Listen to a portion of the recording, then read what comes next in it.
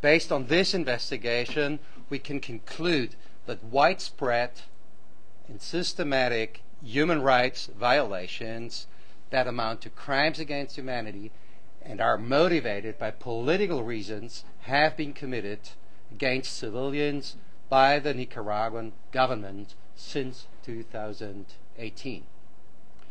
These violations continue to be committed today. The violations include extrajudicial executions, arbitrary detentions, torture, arbitrary deprivation of nationality, and violations of the right to remain in one's own country. They are not isolated incidents, but the product of the deliberate dismantling of democratic institutions and destruction of civic and democratic space. These violations and abuses are being perpetrated in a widespread and systematic manner for political reasons, constituting the crimes against humanity of murder, imprisonment, torture, including sexual violence, deportation, and persecution on political grounds.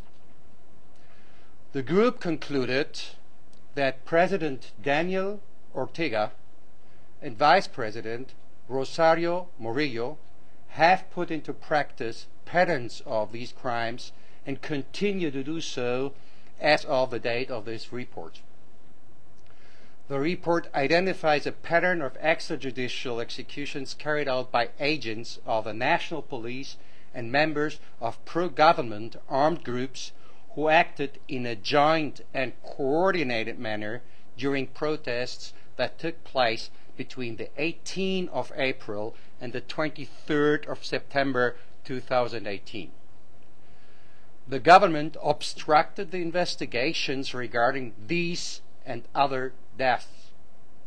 The report also indicates that agents of the police and the prison administration, members of pro-government armed groups, committed acts of physical and psychological torture, including sexual and gender-based violence, in the context of the apprehension, interrogation, and detention of opponents.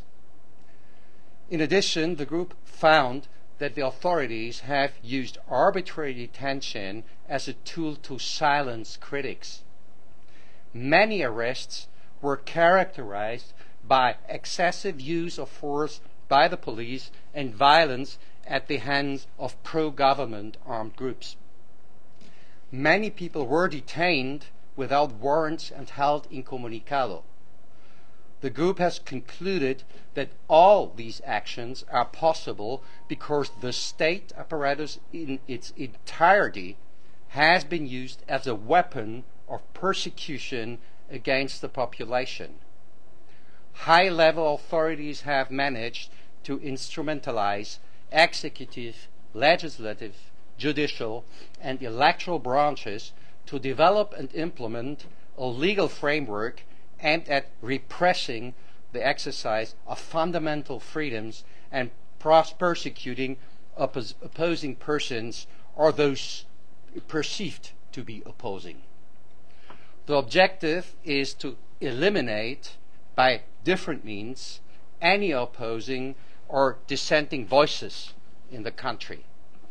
And this has resulted in the Nicaraguan population living in fear and in terror of the actions that the government may take against them. Thousands of human rights defenders, members of civil society, activists, journalists, student leaders, religious figures, and artists, as well as the main national and territorial leaders of the political opposition, were forced to leave the country. Since 2018 December, at least 3,144 civil society organizations have been shut down. Virtually all independent media and human rights organizations operate today from abroad. And the situation continues to worsen. in February 2023, Nicaraguan authorities deprived 222 individuals who were imprisoned at that time of their nationality and expelled them from the country. They were accused of being traitors to the homeland. Also, last month, the Court of Appeals of Managua declared another 94 persons residing in Nicaragua and abroad traitors to the homeland, decreeing their loss of nationality and ordering the confiscation of their assets in favor of the state. The statelessness of those imprisoned for their political views or human rights activists reminds us of dark periods of world history and denotes the extreme actions the authorities have gone in the persecution of opponents. The violation, abuses, and crimes investigated by the group and described in the report give rise to the responsibility of the state of Nicaragua. They also give rise to individual criminal responsibilities, either under international criminal law or in accordance with criminal law definitions in Nicaraguan or even third country legislation. We call on the government to immediately release all persons arbitrarily deprived of their liberty, cease violations, abuses and crimes, particularly persecution on politically motivated grounds, and undertake exhaustive, independent, and transparent investigations of documented violations, abuses, and crimes to hold those perpetrators accountable. We also make a very strong call to the international community to initiate legal actions against the individuals responsible for the documented violations and extend sanctions to institutions and individuals involved in the commission of violations and crimes under international law. In the negotiation of development cooperation and investment projects in Nicaragua, we recommend that governments and multilateral organizations include human rights safeguards and prioritize actions aimed at improving the situation in Nicaragua. The report we present fulfills the mandate we have been given, including by establishing recommendations going forward. It is also a call both to national authorities and to the international community to act without delay.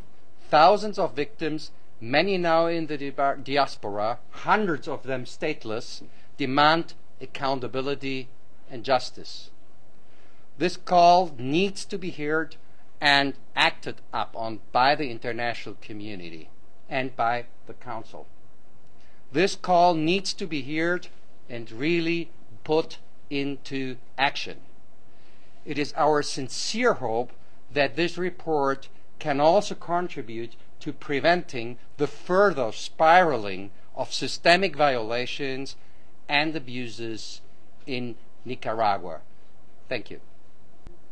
Lo primero que hay que decir es que el grupo entiende que hay dos niveles de responsabilidad. Una responsabilidad que significa buscar el ejercicio de la jurisdicción universal, y esto quiere decir que cualquier país puede realizar la investigación con respecto a estos hechos. Y la segunda, que tiene que ver en el tema de investigación por pasiva, que significa también que tenemos casos en donde hay personas que tienen la doble nacionalidad y que fueron objeto de estas graves violaciones, que puede ser activada por sus propios países, en donde hemos visto que hay personas que pertenecen a Francia, a Estados Unidos y a otras nacionalidades que podrían ejercer esa acción. Desde este punto de vista, el llamado del grupo, y en particular sobre la base de lo que hemos encontrado, genera la necesidad de, como lo decía Jan, de llamar a la acción para ejercer lo que se llama el principio de protección. Y el principio de protección significa que podemos pedir que la comunidad que está obligada a evitar que se cometan estos crímenes de lesa humanidad actúe de manera oficiosa a través de estos elementos. Pero también es importante contar que ya Argentina, por ejemplo, inició una indagación en donde se activó la jurisdicción universal y que desde ese punto de vista ya tenemos un primer intento en la jurisdicción argentina para la investigación y juzgamiento de estos crímenes. Así que las vías, como lo pueden ver, son múltiples y sobre esos supuestos hacemos un llamado a la comunidad internacional frente a esa obligación que hay de evitar esta clase de crímenes, de ejercer sus correspondientes jurisdicciones y en sus correspondientes jurisdicciones el ejercicio de la acción penal. Y también obviamente hay una responsabilidad estatal.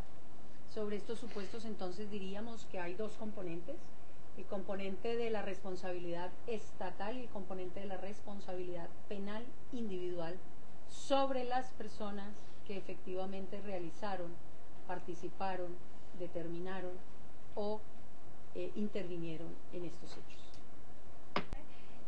No se establece de manera fehaciente el rol de las Fuerzas Armadas, del Ejército, en la comisión de los actos que se denuncian. En ese sentido, quisiera saber, ¿es posible que las Fuerzas Armadas estén manteniendo al margen de las acciones gubernamentales? ¿O qué rol específicamente están cumpliendo? Pues porque entendemos que si el gobierno actual se mantiene y realizando estas acciones es porque también tiene apoyo del Ejército y las Fuerzas Armadas. Y la segunda pregunta es en relación de manera más general, ¿qué esperanzas le quedan al pueblo de Nicaragua mientras la pareja Ortega-Murillo está en el poder? Okay. Es importante decir dos cosas. Lo primero, nosotros tenemos evidencia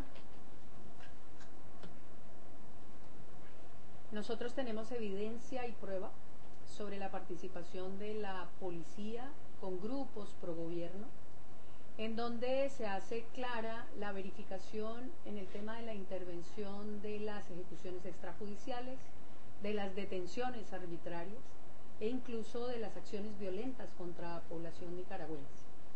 Desde ese punto de vista vemos que se ha constituido de tiempo atrás, y esta fue una transformación legislativa que llevó incluso a que a través de una ley en particular se consolidara el poder y mando en el presidente de la República para generar una coordinación directa con la policía.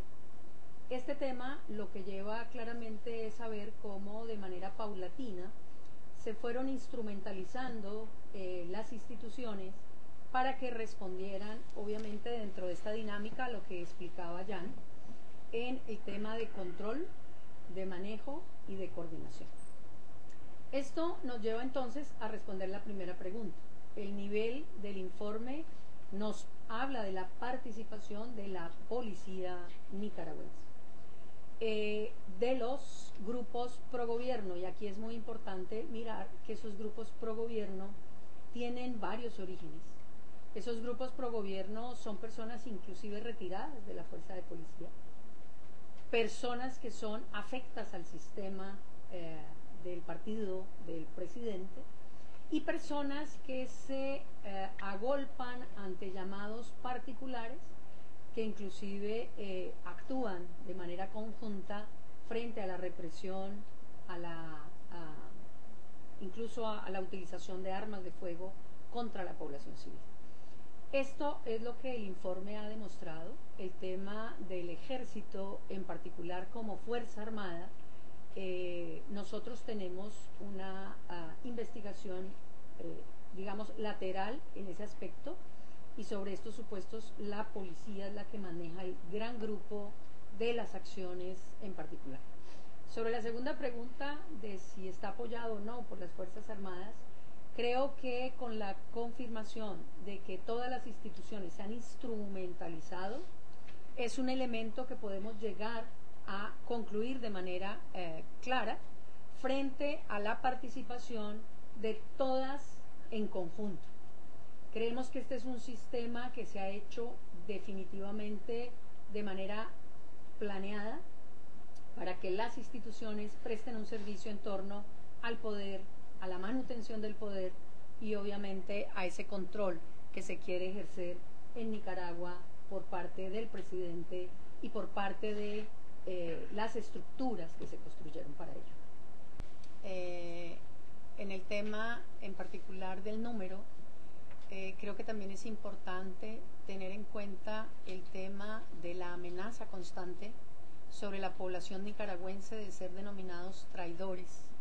Y esto es un tema que hace que aumente no solamente la cifra que se pudo verificar en términos concretos de estas deportaciones y traslados, sino en la amenaza latente que tienen los nicaragüenses de ser juzgados como traidores y ser eventualmente cancelada su nacionalidad, deportados o expulsados del territorio.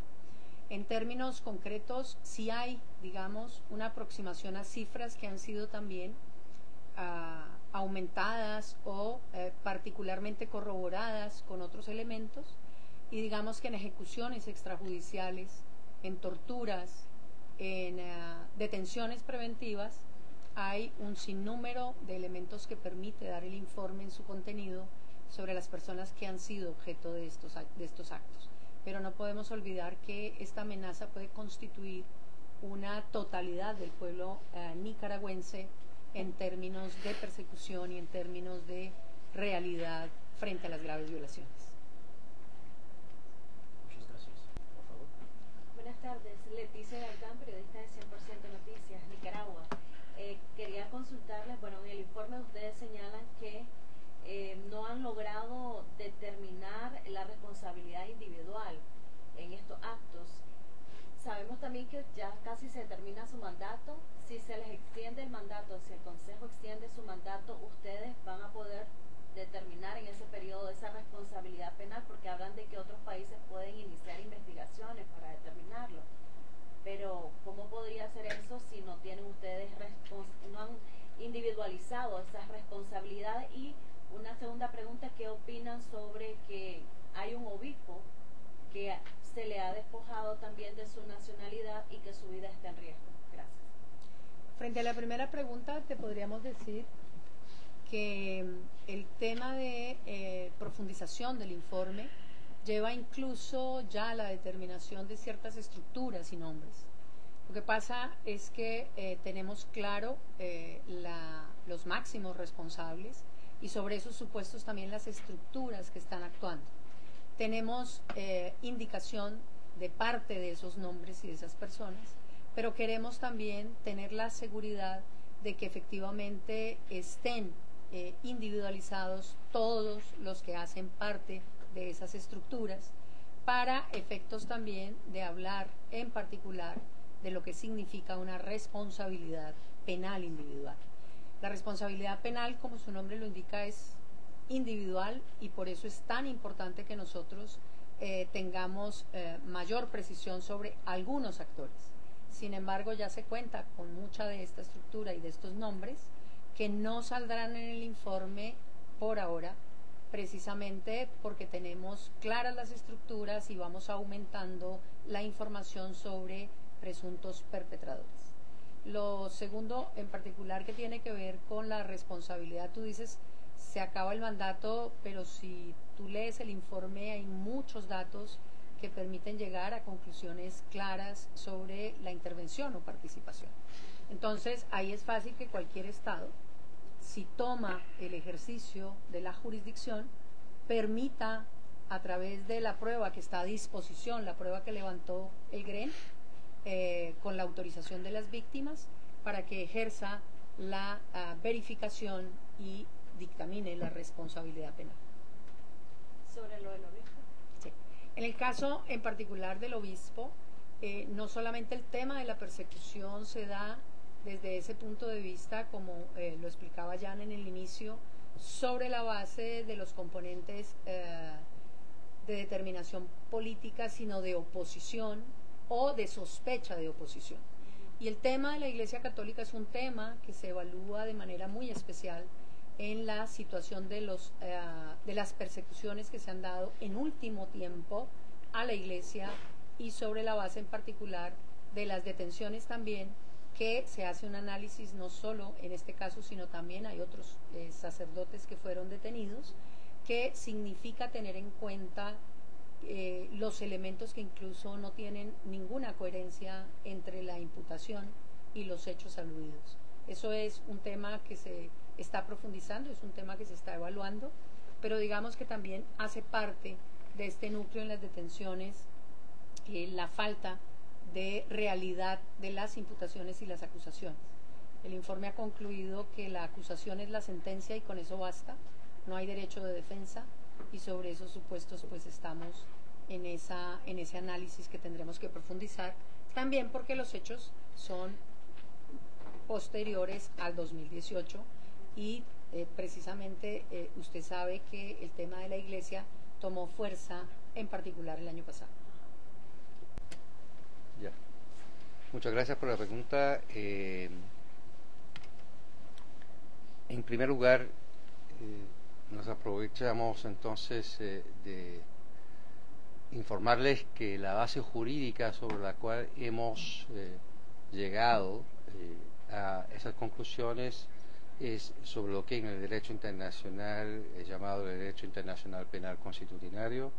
La base del derecho penal internacional consuetudinario son la práctica de los tribunales ad hoc de Naciones Unidas y las resoluciones del Consejo de Seguridad en esta materia, tanto en la materia de Ruanda como en la materia de ex-Yugoslavia, como los UNTED panels y también los de Sierra Leona y otra jurisprudencia que está relacionada con estos códigos normativos. Entonces estamos sobre una fase normativa bastante segura para poder llegar a esas conclusiones. Y en cuanto al nexo jurisdiccional que pueda activar conclusiones bajo este aspecto normativo, la gran mayoría de los muchos países a nivel mundial que han ratificado el Estatuto de Roma tienen una base mínima en cuanto al artículo 7 del Estatuto, que es una base suficiente para poder enjuiciar, siempre teniendo la jurisdicción universal dentro de sus códigos, las conductas detectadas por parte de este grupo. Y en cuanto a la prueba es una prueba que no solamente, sobre todo en estos casos, se recoge en el crime scene, sino más bien en muchos casos, la mayoría incluso, recogida por medio de testigos, por medio de prueba forense, por medio de prueba documental. Todo esto lo manejamos de una u otra forma como grupo y lo hemos procesado de la manera como suelen procesarse en la medida de lo posible con los recursos muy reducidos que tenemos para poder al menos llegar en cuanto al umbral probatorio que nosotros aplicamos, generar material para que una fiscalía empiece a investigar y o incluso en algunos casos podría hasta llegar al umbral probatorio para emitir una orden de captura internacional. Y queremos contarles que el informe parte de una perspectiva de género, lo cual implica también mirar estos aspectos sobre la base de la recolección de información en términos concretos de lo que significa la violación en temas tan sensibles como estos. Frente a lo particular de la violencia, hemos recogido información sobre el caso de las detenciones preventivas, en donde se hace una recuperación de la clase de violencia que se ejerce sobre mujeres y género, y sobre estos elementos también ponemos en evidencia algo que queremos destacar a través de nuestro informe, y es la necesidad de ver cómo solventar desde el punto de vista de las víctimas toda la violencia que sufren, y en particular que los estados también tomen la necesidad de ejercer la acción correspondiente frente a prácticas que deberían estar erradicadas en términos de violaciones sexuales, en términos de procedimientos de desnudez, en términos de inclusive el caso en particular de una de las detenidas que fue detenida en solitario durante muchos meses en cárcel de hombres, y sobre esos supuestos restringida en todos, además de todos sus derechos procesales, en sus derechos personales también. Esto significa que lo que nosotros esperamos frente a la reacción de la Asamblea es entender que la magnitud de las violaciones y los ataques no solamente están dados en términos de los elementos que hemos mencionado con antelación, sino que también afectan de manera suprema el tema de la protección de género en toda su extensión. Creemos que es importante este tema, y el mandato en particular ha señalado la obligación de hacer un análisis desde perspectiva de género para también contribuir en la indagación y en la posible solución que se pueda dar a través de los estados en estos temas. Y la colega, la primera, obviamente los paralelos están en los años 30, 40 del siglo pasado. Todos los elementos que se pueden ver en el caso de Nicaragua, desgraciadamente, se pueden ver en los juicios de Nuremberg, tanto en lo que es el tribunal contra los Major War Criminals, como también los juicios bajo el Control Council Law number 10, in particular Article 6C, and there, very in particular, the case of which is called the justice case.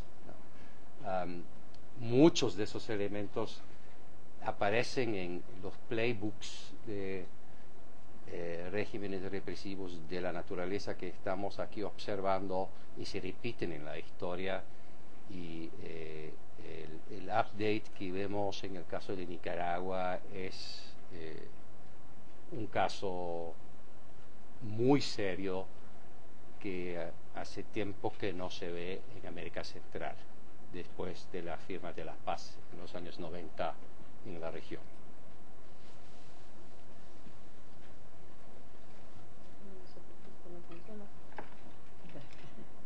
Y quizás para contestar la primera pregunta, diríamos que lo que esperamos también de los países es obviamente que, al igual que Argentina, entiendan también el deber de protección de las comunidades vecinas, pero también, sin lugar a dudas, lo que puede causar y los efectos que puede causar en la región esta forma de actuar. El tema en particular también nos preocupa mucho, es la crisis humanitaria que a través de estos mecanismos también pueda surgir en la región, porque obviamente el generar todas estas decisiones ha llevado también a un traspaso de fronteras que pone en riesgo también a los nicaragüenses, pero también en vulnerabilidad frente a inexistencia de condiciones en otros países, y obviamente en ese desplazamiento también sufren de comportamientos atroces. Hemos tenido información de actos que también han significado una nueva victimización traspasando lugares. Pero esto también lleva obviamente a entender que la región tiene la obligación, a través de la firma del principio de protección, de activar sus jurisdicciones para proteger en particular a las poblaciones de graves crímenes, y en particular de los delitos de lesa humanidad. Creemos que después de la recepción de la información hemos constatado la sistematicidad y la generalidad de esta clase de crímenes, pero también un fenómeno que ha sido muy importante tener en cuenta y que creo que puede ayudar a los países a mirar hacia el futuro, y es el tema de la planeación de una construcción de un sistema antidemocrático y que ha generado sin lugar a dudas el efecto de persecución en el tema de la población nicaragüense y también de población no nicaragüense. Decíamos que hay personas que tienen otra nacionalidad, que viven en Nicaragua y que han sido objeto también de cancelación de pasaportes, etcétera, y de inmediatamente deportaciones. Así que todo esto hay que tenerlo en cuenta frente a los efectos que pueda estar causando dentro de la región el tema de esta clase de sistema.